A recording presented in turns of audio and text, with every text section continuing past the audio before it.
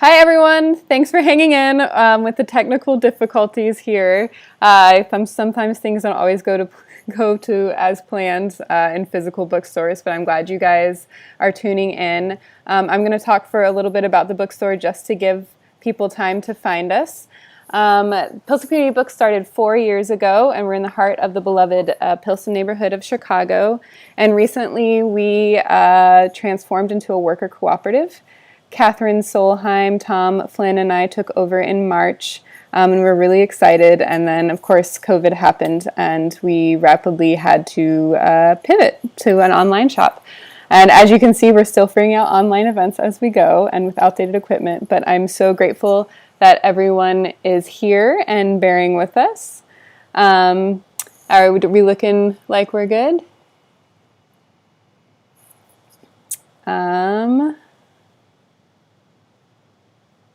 And I think Toni and Tina are much better at this than I am. True pros. I'm looking to see. True pros. While we're waiting to see, how long have you both known each other, Toni and Tina? What year was it? We have very interesting connections. So when did we meet? What year was it? 2 years ago? 2 years ago, like pretty soon after I joined DSA, I was put in touch with Toni as a fellow labor historian. But then we also realized that I was then teaching at Toni's alma mater at Lake Forest. Mm-hmm. And we shared kind of a background in labor organizing on university campuses. And Toni's book that you mentioned earlier on Strike for Respect was very kind of influential in a wave of academic unionization. And then through DSA, we collaborated on some labor 101s, sort of organizing trainings, and have kind of kept in touch with with many different overlapping interests in the last few years. Yeah. That's amazing. Well, I think people are starting to find us, which is great. Okay. So I'm going to read your introductions one more time, and we'll start it over, and then I'll let you both take it away. Okay. Toni Gilpin is a labor historian, activist, and writer. She's a co-author of On Strike for Respect, the Clerical and Technical Workers' Strike at Yale University, and the author of The Long Deep Grudge, Why We're Here Tonight, and is a recipient of the 2018 Deborah Bernhardt Award for Labor Journalism. Cristina Groeger is an assistant professor of history at Lake Forest College, whose research focuses on the history of work, education, and labor markets in the modern U.S. All right. Take it away. I think it's to me, and thanks everybody who is still here or found us again, and I appreciate that a lot for hanging in. And here's the book, The Long Deep Grudge, that we're going to talk about specifically, but more generally get into some other conversations. But first, let me just give a thank you to Haymarket. If you were here already, you already heard this, but thank you, Haymarket Books. Thank you, Chicago DSA. Thank you to Mandy and the Pilsen Community Bookstore for putting this together. And I'm not going to take up any more time with those thank yous, except to say that they are sincere, and please support all of those entities. Quick 2-sentence summary of my book so we can get into a conversation about it. And for those out there listening, it is a story of a obscure union that few people have ever heard of, and a company that went out of business decades ago. But the more interesting way to say that, it is about the Farm Equipment Workers Union, known as FE, a exceedingly militant, uniquely radical American union that was connected to the Communist Party, that successfully challenged one of America's founding industrial empires, International Harvester, which was once the 4th largest corporation in the United States, with an anti-union animus that stretched back to Haymarket, that reputation, and the McCormick plant that was the first factory in the International Harvester empire was central to the Haymarket story. But then that company also pioneered all sorts of sophisticated union avoidance techniques that are now standard practice in American business. So this is a story of these two powerful entities that got their power from different places and how they clashed and what happened to both of them. So that's the quick story. But those of you who've tuned in, and we appreciate it, we're historians, we have to make a case, I think, these days, in the midst of this pandemic, even more than we ever have, as to why it is that history makes a difference, or why people should be reading any history or paying any attention to it when present day demands are so pressing. And so I'm going to give my answer and then throw it over to Tina, whose work on labor and education is also vitally important. So I would say that the study of history, knowing history for working people, is an act of defiance in and of itself. I mean, in my book, I have a quote from one of the early labor historians, Selig Perlman, who talks about capitalism, excuse me while I look it up, and notes that capitalism is not simply an economic and political arrangement where one class owned the means of production, exchange, and distribution. It was rather a social organization presided over by a class with an effective will to power. The capitalist class defends its power against all comers and convinced other classes that they alone, the capitalists, know how to operate the complex economic apparatus of modern society upon which the material welfare of all depends. And so I think part of the way that capital exerts that effective will to power and practices its power is by controlling the history that we know, by telling a story that is in fact not the real story of human society. What we would come to know when we study history is that real progress for working people is defined not by individualism and self-interest, but by solidarity and cooperation. So you have to know that history to know that that's how progress works. Otherwise, you are diverted off into channels that keep people from actually obtaining what working people need to lead decent lives. So again, I would say knowing history, learning history, reading about it, talking about it, is in itself an act of resistance and defiance to capital. So that's my best case. And I'm going to turn it over to my really good friend, Tina. We have great discussions about these sorts of things all the time to get her answer, and then we'll talk a little bit more about the book. Great. Well, yeah, I'm glad to be here. And I'm excited to talk about this phenomenal book.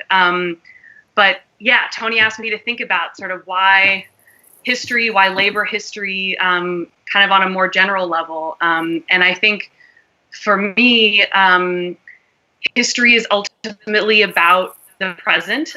So we study the past in order to make sense of how we got here, and to understand seemingly sometimes very bizarre situations. We can sort of understand how they came to be, and help make sense of them.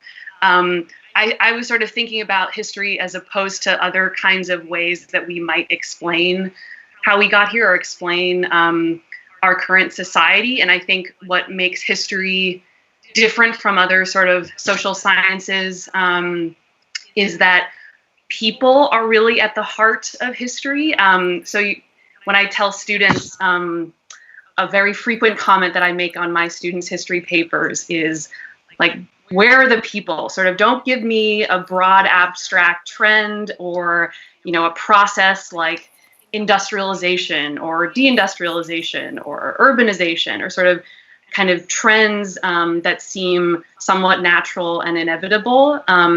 But rather, I think historians are interested in the ways that human actors have shaped what's happened, or groups of people and sort of collective efforts have shaped what has happened. And for me, that's also why history is a very hopeful discipline, because if you can understand how people have made change happen and are, one of the few agents of change, maybe environmental historians would disagree with me, but people have really made things happen, that gives us a sense of our own agency, that things could change again. And actually, like, we have some responsibility, perhaps not, as Toni said, as an individual, but in groups or in collectives. So that gives me some hope, and is the reason that I value the study of the past. So to get into the book we have, which I also want to read the subtitle, which I think captures some of the stake here: a story of big capital, radical labor, and class war in the American heartland. And to me, this book, I have to tell my students not to call history books novels, but if I were to assign this book, I think this might confuse them, because this book really does read like a novel or a screenplay. It's very dramatic. It really is kind of a story of conflict. And it's both the history of this particular union, the Farm Equipment Workers Union, that I think we can learn a lot from as a radical, industrial, multiracial union. But I think also as sort of the sweeping narrative that it tells across U.S. history, this gives us an insight into class conflict in America. And I think that sort of broad context that Toni's laid out also gives us a lot that we can think about and learn from today. So my first kind of question to Toni that I'll pose, and I think what's striking, or one of the striking features, is that Toni has a very personal connection to this history. DeWitt Gilpin was Toni's father and was a prominent union organizer in FE.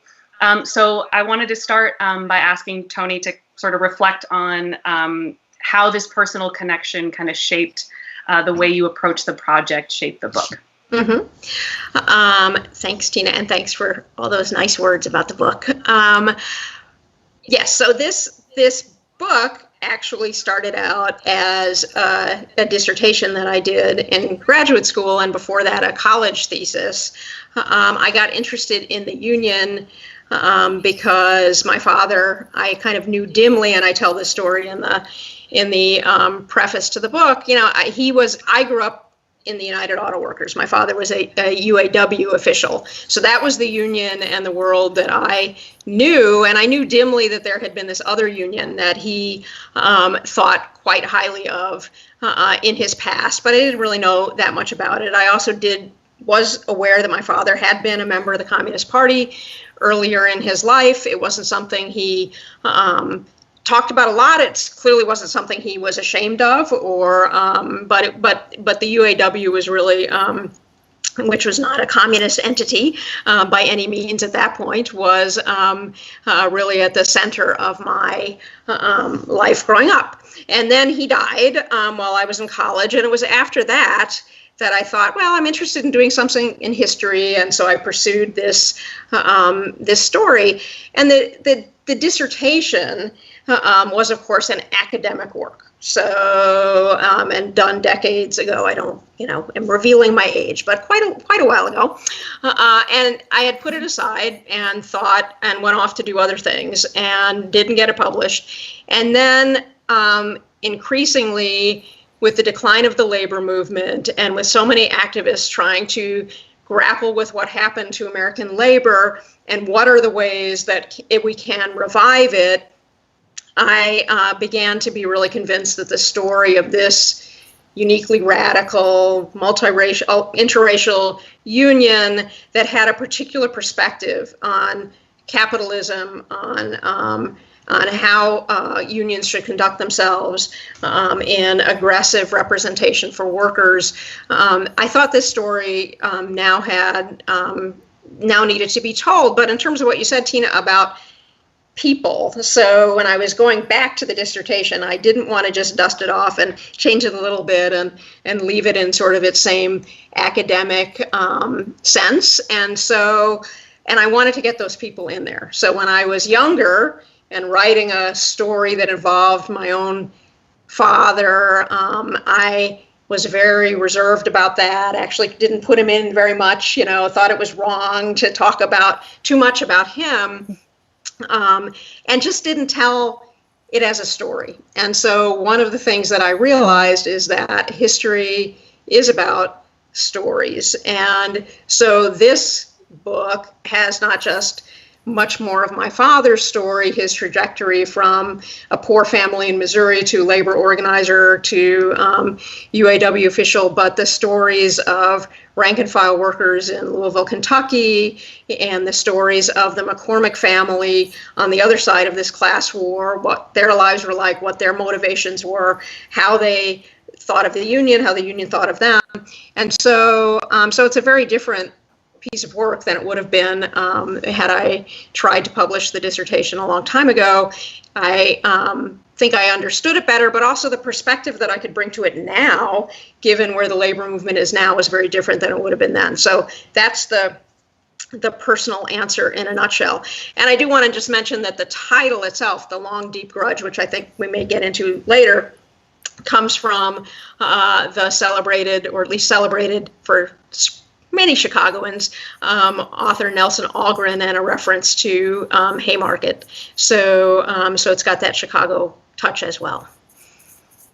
On that point, I think the title is really important, and actually it makes one of the key takeaways for me for this book. But thinking about this grudge, you present this grudge, we might think of a grudge as sort of having a negative quality or connotation, but actually one of the ways that you present this long grudge between workers and management, you present it as kind of a very good thing, or as actually one of the key elements that made this union possible, so effective and productive. And I think that's kind of, especially in our current political moment, where we see calls for unity against polarization, thinking about actually what are the benefits of holding a grudge of sort of workers' antagonism to management. How could that possibly be a good thing? So I'm curious how you would talk about the benefits, and why actually maybe we need to hang on or increase our grudges as opposed to try to minimize them or sweep them away. Right. Well, one of the officials of the farm equipment workers once defined the philosophy of the FE. He said the philosophy of our union is that management had no right to exist. So that is a union that was acutely class conscious, believed that there was an unbridgeable gulf between management and labor. And so the FE in the post-war and the post-World War II climate, as the labor establishment began to move towards a more cooperative framework, towards a notion that expanded production, that increased production, efficient production, could be beneficial for both sides, that there was a path, there was a kind of an economic, that economic growth could bring both management and labor together. That became the dominant ideology within the labor movement following World War II. It was an ideology that the farm equipment workers' leadership aggressively rejected, embracing instead a politics of class conflict as opposed to a politics of productivity. And I was just pulling open the book. So this is another quote from an FE position paper. There is only one side for business, its side, and it operates on the principle of getting as much as it can. It can be deterred in its exploitation only by applying economic and political power 365 days a year. So, okay, those are fighting words, but what did that really mean? And what do I get into? How do I get into the meaning of that in the book? And so I look very specifically not just at the fighting words, but at what it is, how it was that the Union conducted itself in its with its members and in its bargaining with International Harvester.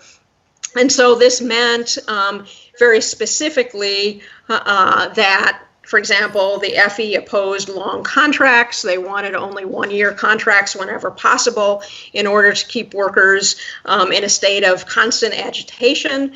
They opposed things that sound attractive, like the cost of living increase and productivity pay increases, because in the belief of the FE leadership, that limited what workers thought they were entitled to.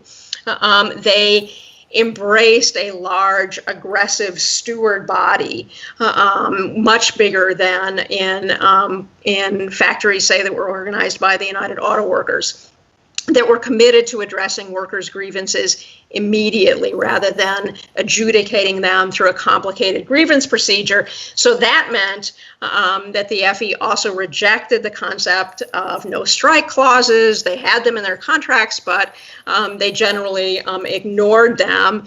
Between 1946 and 1954, in International Harvester plants represented by the FE, so we're talking about a dozen different factories, mostly in the Midwest, there were 1,000 strikes in those plants. That's an astonishing figure. It was astonishing even then in a period that was that had more labor turbulence than we see now. There were no factories. There were no, for example, the UAW plants had nothing comparable to that in terms of those figures. So we have a leadership at the top that is aggressively class conscious, that makes that case that the only way that workers' interests can be advanced is by constantly remembering that there is this divide between labor and management, and then they pursue that ideology through specific philosophy of collective bargaining. So remembering that there is that gulf, I think, and constantly thinking about that both in terms of speeches, but also in terms of how you conduct yourself as representatives of workers, I think is something that distinguished that union. Yeah, no, and I think it also helps explain in creating sort of the divide between workers and management, of course, that as like an organizing tactic usefully helps create more solidarity among workers as against management. And I think what we see from the history of FE is that they were really successful at it, at something that many unions were not, which was actually achieving racial solidarity among workers at this time and kind of consistently. So I wanted to talk a little bit. This was another sort of key kind of takeaway or lesson for me, and what I think we can really learn from this union is kind of the specific strategies. Like how did it work? How did this union successfully work to achieve racial solidarity? And you have this great section where you also talk about the ways that the union was involved in broader community fights for desegregating parks and hotels, and we see this sort of fight getting taken more broadly to the community, which seemed similar to sort of the Chicago Teachers Union bargaining for the common good, or trying to really make the case that what the union is fighting for is something larger that can really span just the workplace, but actually change kind of workers' lives in a bigger way. So to start, if we're looking for organizing lessons from this union, how was FE able to achieve this kind of racial solidarity? Mm-hmm. Right. So let me just provide some of the background. So this is a union, again, not a huge union, never more than 100,000 members, mostly, and And after World War II, increasingly that membership was concentrated in international harvester plants, which is still in this period the predominant farm equipment manufacturer in the world. So they have a small membership, mostly located in the American heartland, which meant that their membership was 80% white. Nonetheless, this is a union that demonstrated a top-to-bottom commitment to interracial unionism, the kind that drew praise from the likes of the Chicago Defender, the most important African-American publication of the day. And in that era as well, unions that manifested that kind of genuine commitment to interracial solidarity were invariably associated with the American Communist Party. So because the Communist Party was pursuing that sort of pursuing justice for African Americans in ways that no other institution at the time, interracial institution, was. So, but again, what do those words mean? How is that manifest in the FE? And I talked about top to bottom, and so it was top to bottom. The top leadership of the union, again, in a union that is majority white, the top leadership from the union's formation in the late 30s had an African American member of its executive board. From 1946 on, they had an African-American executive board member and an African-American vice president. So in their top leadership, 2 black members, when most unions at the time had no representation like that. So the United Auto Workers, the electrical workers, the steel workers, no African-Americans in top leadership positions. So that's at the top. In terms of contract pursuits, again, from the beginning, the FE made it clear that for example, international harvester plants in Chicago that did have black workers, that the union organized on the principle of pursuing better opportunities for African Americans in those plants. So pursuing things like plant-wide seniority, which would mean for black workers who had migrated to Chicago during World War II, better opportunity for them to get the better jobs in plants in Chicago. So that was something that, again, distinguished the FE from other unions at the time. And then we talked about storytelling, and one of the main focuses of my book is the story of the FE's organizing drive and union representation in Louisville, Kentucky. International Harvester opens a plant right after World War II, 1946, in Louisville, and as part of the general exodus of American industry moving south, looking for cheaper labor, looking for all kinds of advantages that union cities in northern cities they thought they might escape. But the FE arrives also in Louisville, goes after that big international harvester plant, which other unions are also trying to organize. And from the beginning, though, the FE made it clear, because African Americans were going to be hired at that plant, that they were going to, talking to both white workers and black workers, that the philosophy of the FE was a commitment to interracial solidarity. Now we're talking about segregated Louisville in 1946, as I quote some of the black workers in that plant.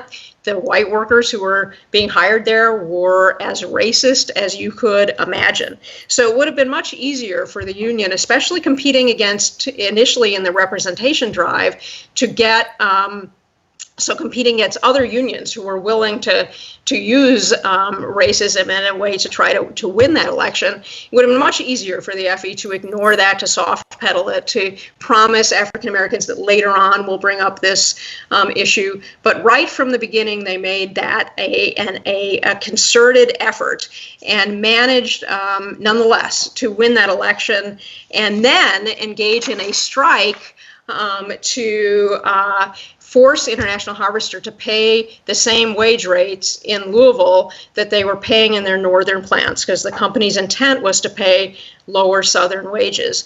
So what the union did was really make the case to both white and black workers that it is the company that benefits from racial hostility, and that this company and other companies have been using that since the country's founding to exploit differences between, or to create and then exploit differences between African American and white workers.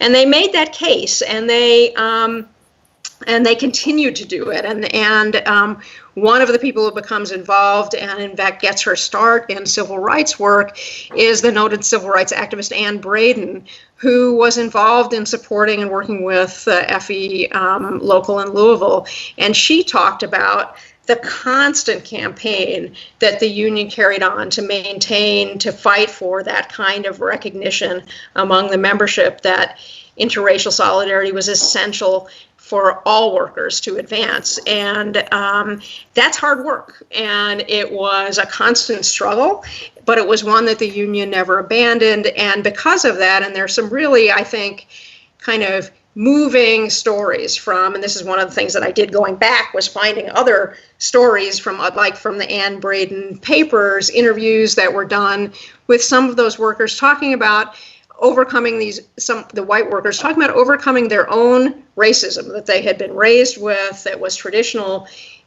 to them coming off farms in Kentucky, and that their families still maintained those feelings, but through the union and interracial solidarity, they overcame those feelings themselves or struggled with them, and then went out and tried to convince other white workers of the importance of solidarity. And so I think there are really important lessons here for unions today and politics today.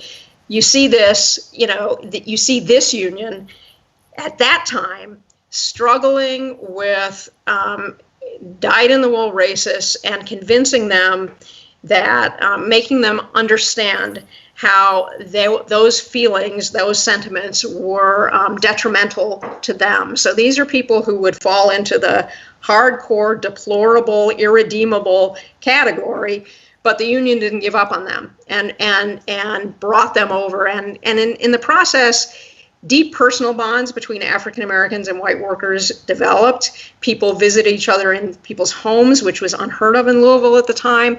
And then, as you said, Tina, they even took this battle into the community, began to fight to desegregate Louisville's parks, hotels, hospitals, and were really critical in what were the early, setting the groundwork for the early civil rights movement in Louisville. Yeah, no, and I was struck too by the role of the women's auxiliary. It seemed like, I mean, the union is predominantly men, but the role of women in, especially in the sort of early civil rights context of actually organizing the events and hosting visits in homes and making some of those more personal and social, like outside of work connections. That was also really important in creating that sense of solidarity or community.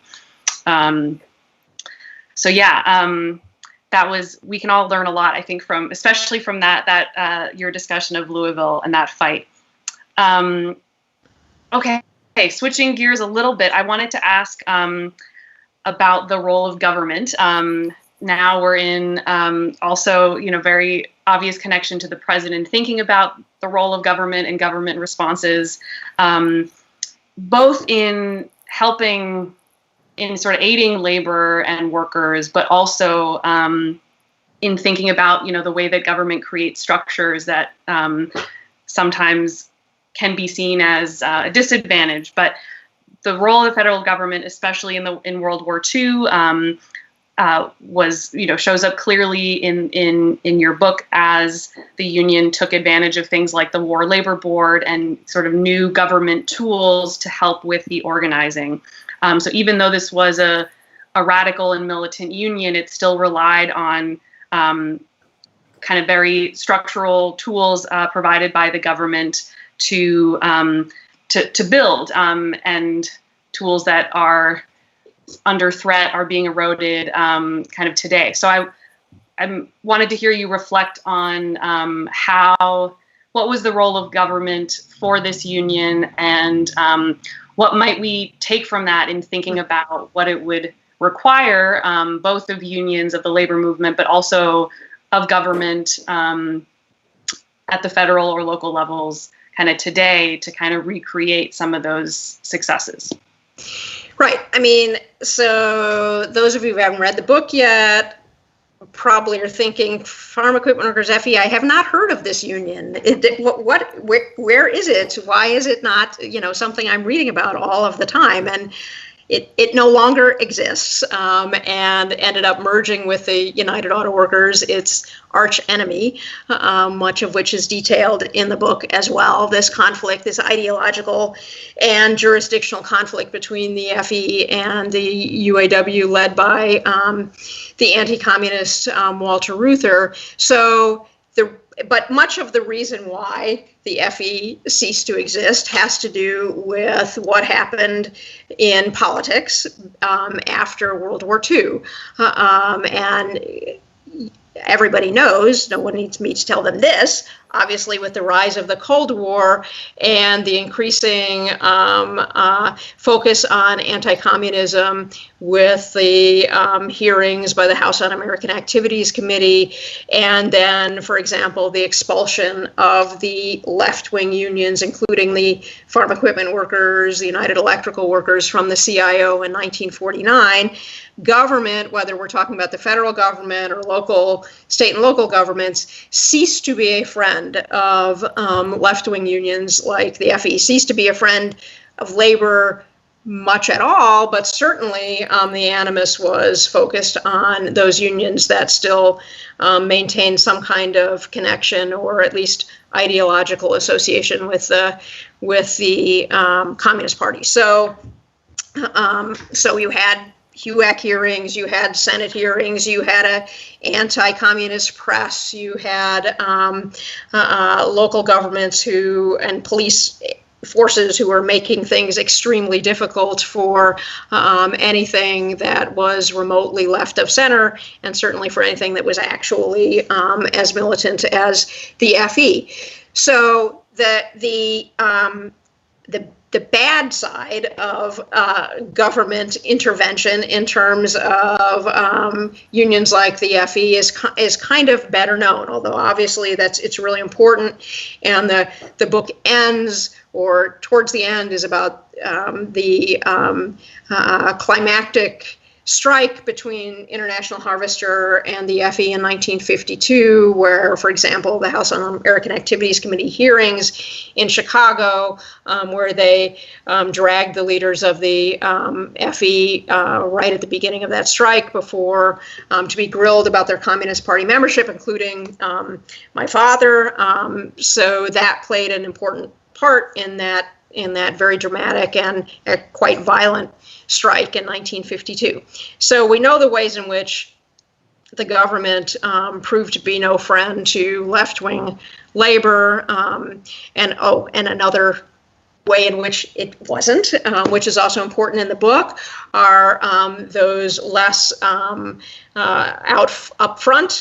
ways in which the government was making trouble for left-wing unions, the surveillance, the FBI's constant tailing of union officials, and that's one of the things, one of the stories that I tell, especially in World War II and my father's story. So that's the negative. But one of the things I do think we need to be cognizant of is for the CIO in general, for those industrial unions that emerged in the 1930s.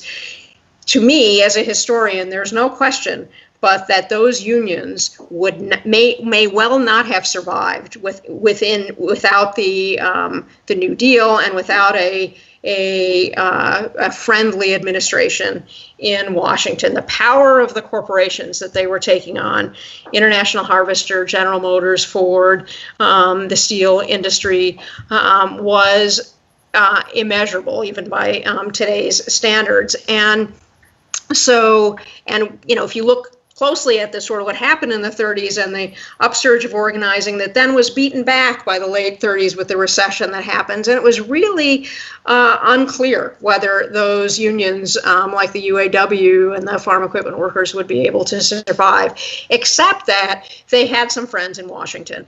They, and for all the criticisms we can on the left certainly launch about the limitations of the New Deal and that Roosevelt was not a socialist, and but there were socialists, there were left-leaning people on labor boards, on the National Labor Relations Board, and then going into World War II, you had actual union officials who were on local labor boards. So one of the things that I point to is how a nimble union, a union that is sure of its ideological commitments and principles, can make use of what apparatus is there when it's there. And so one of the important stories that I tell is what the FE did during World War II, when there is a no strike pledge in effect, when workers are chafing under those restrictions, and you have a union that's committed, at least at the top, to saying we support that no strike pledge. We want to, this is during when the Communist Party was very committed to that. But if you look at the local level,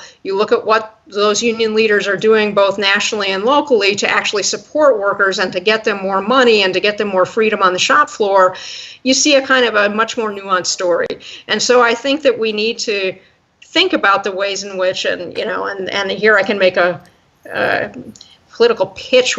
Both Tina and I worked for Bernie Sanders. Tina spent an enormous amount of time in Iowa and freezing cold and doing all kinds of amazing things. And here we are, sad and dejected, and yet, and really faced with a distasteful Democratic nominee that none of us really want to vote for. So the argument I can make for voting for Joe Biden, if that's what we looks like we have, is that a Democratic administration can at least offer room for organizers to move. And it is those organizers, those activists at the grassroots level who are going to create the change that we need to see. But the issue is, how much operating freedom do you have? And so that would be the argument I would make, which I don't always, sometimes I can argue myself on the other side. So, but I think history demonstrates, at least in the 30s and through World War II, that those CIO unions needed that freedom, needed that bit of support that they got to establish the toehold that then carries through these several decades into the 80s of establishing standards for workers that were unprecedented, and that now we recognize we're not going to last forever. But while workers were while unionized workers were as powerful as they were, getting at least a little bit more of what they deserved. So that's is that a good answer, Tina? In terms of, I don't know, because we haven't had the what do we do now? We haven't been able to get together for actual coffee and say, now what are we supposed to be doing? So that's my present day answer. I mean, I think that the question of what do we do now? That's obviously the big one, and I guess another way of thinking about it, and also maybe another way that history sort of offers us some reassurance, is kind of thinking about movements in a very long term and seeing. I mean, I think seeing kind of the roots of labor organizing then being expressed in the civil rights movement decades later, seeing sort of the work that we're doing now as, at least I reassure myself, the work that I'm doing now is at least, by a future historian will be written as one piece of kind of a longer tradition. And we are working in a tradition that dates back decades. And so the failures along the way, or setbacks along the way, are inevitable, or there will be many of them. But a lot of the change that is going to be expressed later, needs decades of time in the making, and that work of slow organizing, right? That's the necessary work that has to happen. So So that's another way of thinking about it, but yes. Yeah. And let me just, we should go to questions in a minute, but, and if there are DSA members who are still here after me saying possibly it might be okay to vote for, or you could justify voting for Biden, I would say, yeah, and I just spoke or had a similar call last week that focused more specifically on Henry Wallace and the third party effort, which also I talk about the FE's heavy involvement in that. So, that's obviously another alternative that's being discussed now. And but in terms of your point, Tina, so the Henry Wallace 1948 progressive effort, third party effort, is usually characterized for fairly obvious reasons, because electorally it was a disaster, and Wallace got less votes than the white supremacist candidate running that year. So looks like a total horrible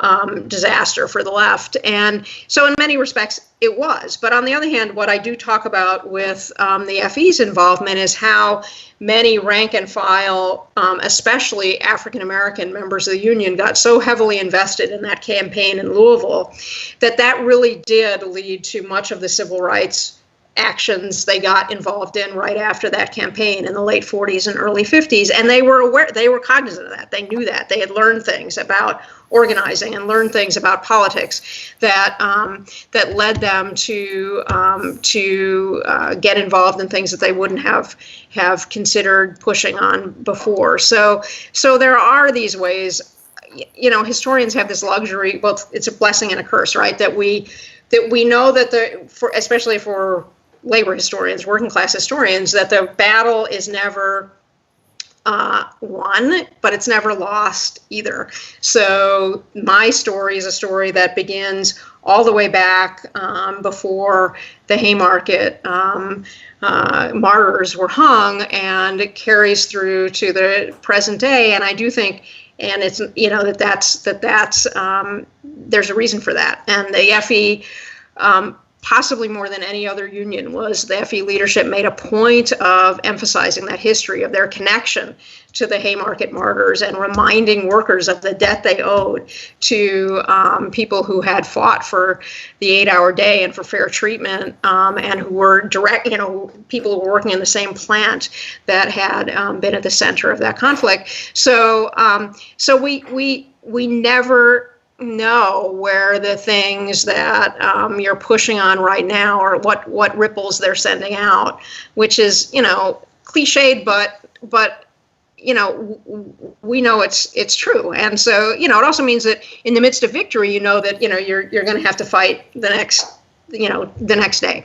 So I wonder if are there other questions that you really want to get to, or should we let people ask some questions now? Because we're already, I think, probably keeping people from their dinners or TV or whatever. So what do you think, sure. Mandy? Should we have we have one question in the chat. And I also, Cristina, if you have more questions, I'd love to hear. This is a great conversation. I'm very energized. We have a question from the chat. It says, "Hi, Toni, I love the book. I'm curious if you could speak how the FE's militancy might have been counterproductive, especially near the end when the UAW was winning raids. Did the workers burn out?" Mm-hmm. Well, if this person actually read the book, they know that I actually do talk about that.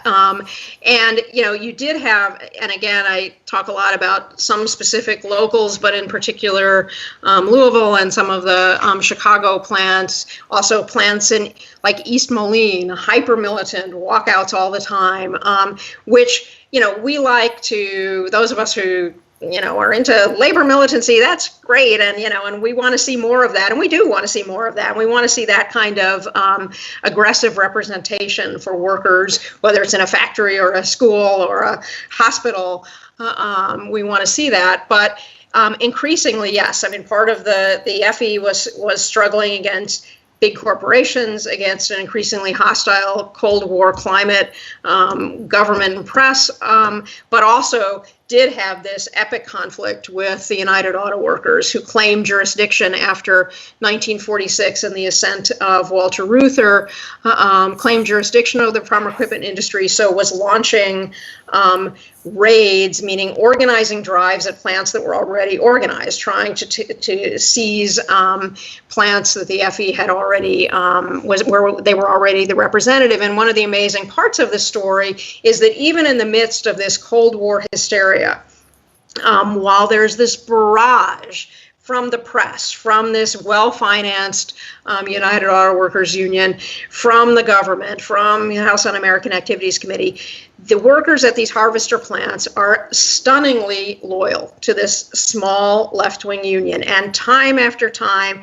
raid after raid, in heartland plants, in East Moline, in Canton, Illinois, in Chicago, in Louisville, the workers are voting for the FE over the UAW, and it's a stunning story. And so the basis of that loyalty is in the fact that workers, and again, in these plants that had both black and white workers, both sets of workers are seeing in this kind of aggressive representation that has its own, that comes from this left-wing orientation of the FE leadership, this aggressive representation against a rapacious corporation was what they wanted to maintain. They wanted this kind of immediate resolution when they had problems on the shop floor.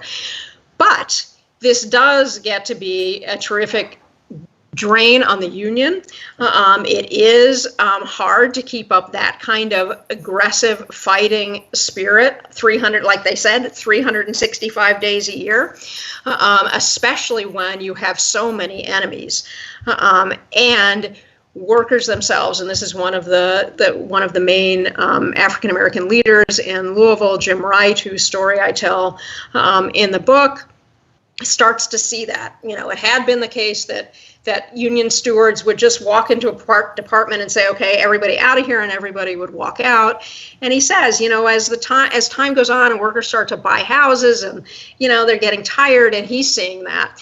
So one of the things that the union recognizes, and Jim wasn't the only one, is that, and that they also believe that the company is starting to be able to use this tactic against them to provoke these walkouts, so that then they can fire local leaders, and the company's stockpiled parts. And so one of the things the union tries to do is move away from walkouts towards slowdowns, towards which forces the company, which actually drags profit back from the company if you're working slower, if you're not keeping up with the speeds that the company wants. So that's the tactic they try to embrace, but it's hard to move workers away from that. It requires more discipline. It's not as immediate a tactic, and it just comes too late to kind of make that pivot when as I said in the book, the wildcat is really out of the bag. So it's hard to get that back in, but it is worth noting. I mean, one of the things I want to alert or talk about with people who look at militancy and as a measure, as a marker for good union representation is, it isn't always about strikes. That unions have to think carefully about how to most hurt the management they're up against. And it could be wildcat strike or walkouts, but there could be other things that are more effective, that protect the workers and the union leaders better. And so you just have to, be aggressive and creative. But it isn't always about how many strikes are we having. And that's the marker of a great union. But that's one of the person who asked that question. It is one of the things I deal with at the end of the book, kind of exploring what were the alternatives, or could this story have come out differently? And I'm not really sure what the answer to that is. So you have to read the book and discuss it with me more. So great. Are you up for another question? Uh-huh. All right. What sector of labor do you think is the most promising today, especially for the potential of a sharp ideological break with business unionism, if any? I think Tina should answer that question to start, because you've been working with DSA and labor things. So what do you think How would you answer that question?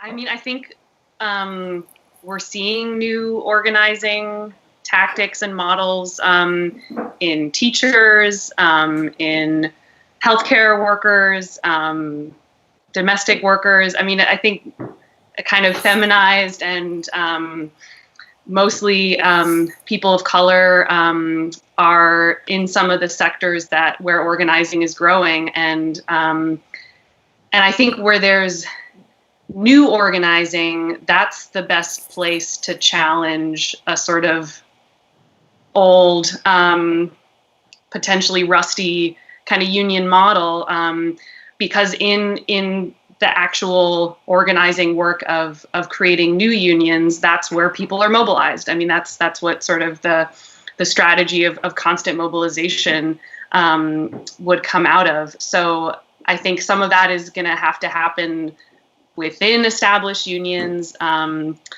as well as in kind of innovating new tactics that more directly connect to politics, or kind of community fights. So yeah, but I think we're starting to see a little bit of that. I mean, and I'm thinking particularly of teachers, kind of given the last few years of kind of a wave of new militant fighting, and also fighting for broader contracts that include things that aren't often considered in a union contract. So this sort of bargaining for the common good model that the CTU has pioneered and other unions are also adopting. So, yeah, what do you think, Toni? Well, I would just remind people, most people listening know this to be true, but in the 1930s, when the CIO set out to organize these enormous auto plants and steel mills and electrical factories, a lot of people in the labor establishment and elsewhere thought that was an impossible task. That these were people who couldn't be organized. These were the unskilled. Many of them didn't speak English. There were all these racial and ethnic divisions. They were low paid. They wouldn't. They were under the thumb of these big corporations. So we certainly have moments in history before where people have said, can't do this. There's no tactical, we can't even think of a way to organize them. I mean, it's kind of astonishing, actually, that you would look at a big auto plant and think, how would we possibly, be able to organize this? But those challenges that exist today, though we've seen that same kind of lack of creativity and originality and commitment to the kind of organizing that needed to happen, and then we saw it, and it happened. And it also, there had been people that had been involved in those places doing that. I'd like to, in this moment, there are a few good things that we can drag out of this pandemic. And one of them, obviously, is that we are seeing reminders of just what an essential worker is, right? So suddenly we are seeing those workers who are so crucial to the functioning of this society front and center. So whereas, it was really hard, a year ago to get people to pay attention to conditions in meat processing plants, now we're seeing more focus on that. So, teachers and healthcare workers, not just hospital workers, but home healthcare aides, people who are really, really badly paid, who do the kind of work that is so critical to the functioning of our society. There has been a more widespread recognition that those people aren't getting what they deserve, and that they are often involved in dangerous work. Whether that will translate to actual improvement of wages and conditions will depend on whether they can organize. And so that's one of the things that remains to be seen. And I would also say, just because it's, I wrote this book about big factories and manufacturing, there is still manufacturing that's essential and also those other kind of logistics industries that are choke points for the American economy are critical. So if we're seeing all kinds of desperation about we can't shut down our meatpacking plants. We have to have the chicken breasts and we have to have the ground beef and so we recognize that still manufacturing, processing, transportation, the UPS drivers, the Federal Express drivers are what make this nation function. And so let's use that knowledge to organize people, to continue to have that spotlight where it belongs, and to also, I would just say, as I talk about in the book, to recognize that workers need unions not just for wages, but for dignity on the job, for jobs that are meaningful, and for their safety and their ability to have a job that doesn't endanger their lives. Unions do that for people. So we need them in all of those industries we've discussed. Cool. How about it, Andy? Got time for one more, if you're game. I think one more. Yeah. I don't want to keep people. We've got a question from a young trade unionist. They say, you talk about the FE drawing on the tradition of the Haymarket anarchists. I'm a young trade unionist who finds young people have no family connection or familiarity with unions. So what history can we draw on in 2020? Which I still think you could draw on the Haymarket anarchists, but go ahead. Absolutely, yeah. And in fact, I think we should, well, again, Tina and I come at this differently being historians. It doesn't have to be, a year ago or 5 years ago. We can draw an important history that's relevant right now that happened in, the 1700s. So, but, the issue, I think, for people who have no union connections, don't have union traditions, it does make for a different conversation that you have to have with people that you would have had. I mean, the thing that made it easier for organizers in the 1940s and 50s was that this was a time when 1 out of every 3 Americans was in a union. So just about everybody knew someone who was in a union. So the conversations have to be different, clearly, when you're trying to talk to people about unions if they really have no connection. But, these stories are compelling stories. So the Haymarket story is a compelling story, and what they were fighting for, which was the ability to have an 8-hour day, to not have to define your life in a way that it wasn't just about work, that you should be able to have recreation and leisure and enjoyment, and that you should not just be subject to being worked literally to death, which we're again seeing right now. I think what I think people should do who want to introduce that kind of history would be to find those books out there or other resources, whether they're videos or discussions like this, that are engaging and entertaining and lively. It's part of the reason that I tried to write the book that way. I think we have, as historians, we have an obligation to try to communicate to people who don't already know the story, or who aren't the kind of people who read anything that's about history. So I think you can do that. And, I also think you'd be surprised if you probe people for stuff about their family backgrounds. You might find that there are people who were in, whose grandfather was in a union, was a printer or a coal miner, or whose mother tried to organize a Woolworth sit-down, strike, or I guess that would be grandmother, great-grandmother at this point. So those stories may be there. And certainly there are stories of resistance and fighting back, and unless you're a McCormick descendant, in which case maybe you have a different story, but you're probably not that interested in the organizing aspect. But I think, when people tell their stories, or just asking them about how it is you got here and what did your folks do, or what did you grow up knowing about in terms of what makes for a good job. Those sorts of things might provoke some interesting conversations. Have any other thoughts, Tina?